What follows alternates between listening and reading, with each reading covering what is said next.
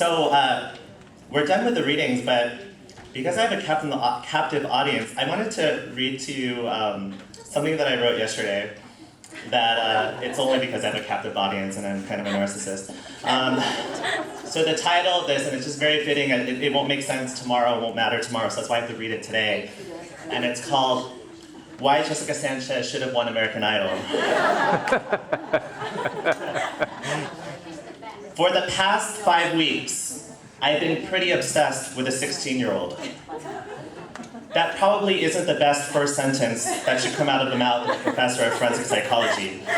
So let me rephrase. I have been obsessed with the idea of a 16-year-old winning this season of American Idol. Let me explain. I'm Filipino-American. I grew up in the US with very few Filipino role models in the American mainstream.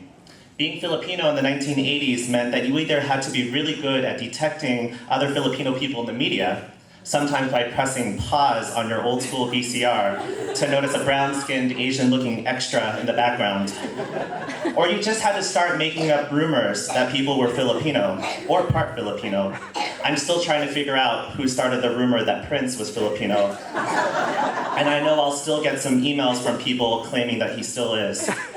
Throughout my life, we've seen a few Filipinos emerge in the mainstream. Tia Carrere in Wayne's World, and Dante Bosco in Hook in the early 1990s, Rob Schneider in a bunch of guilty pleasure movies in the late 1990s, Deuce Bigelow, anyone?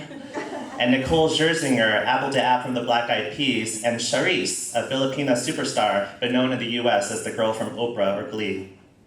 And then of course there was boxing champion Manny Pacquiao, who changed the face of the sport, and who my family members often hold up in the same light as cheeses. Sometimes these celebrities proudly asserted their Filipino-ness. Sometimes they were outed as Filipino.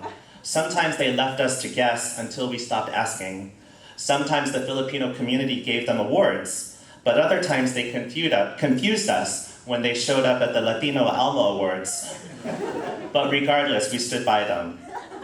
Jessica Sanchez is a 16-year-old teenage young woman of Filipina and Mexican descent from what is often called the Pinoy capital of the world, Chula Vista, a suburb of San Diego.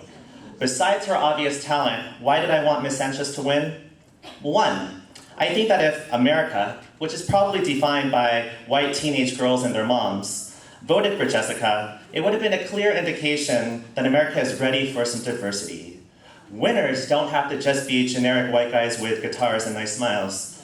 Winners can also be brown people from immigrant backgrounds with hopes, dreams, talent, and perseverance.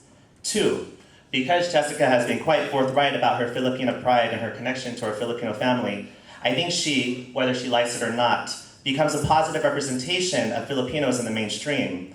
This leads to everyday water cooler conversations that have been had by many people I know, involving everything from educating others about the history of the Philippines to something as simple as explaining why Filipinos are often mistaken as Latinos.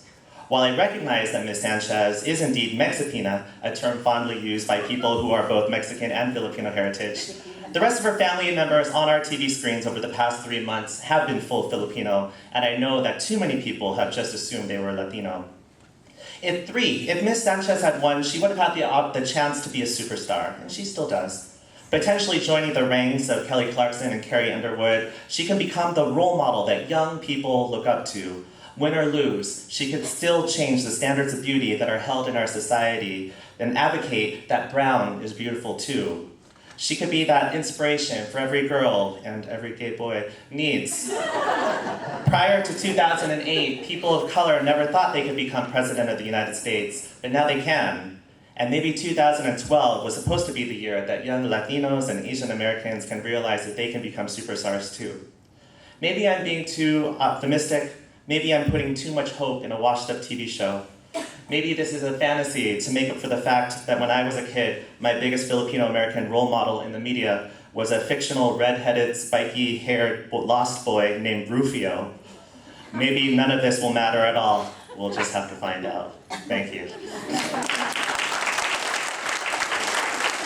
Finally, we're done with our program. I'd like to bring up Reni Roxas to just say some closing remarks and some goodbyes and to tell you to buy the book.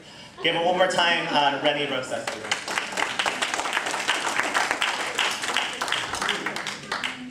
Not to to plug the book, but a friend of mine was saying that people should buy 3 copies of this book.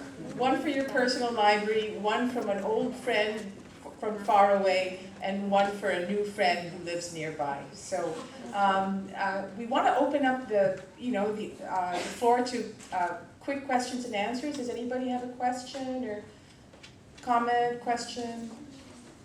Okay, well, we're going to have book signing in the back, and if you can find your authors, there will also be, get their autographs, and please help yourself to refreshments and beverages. Thank you very much for coming.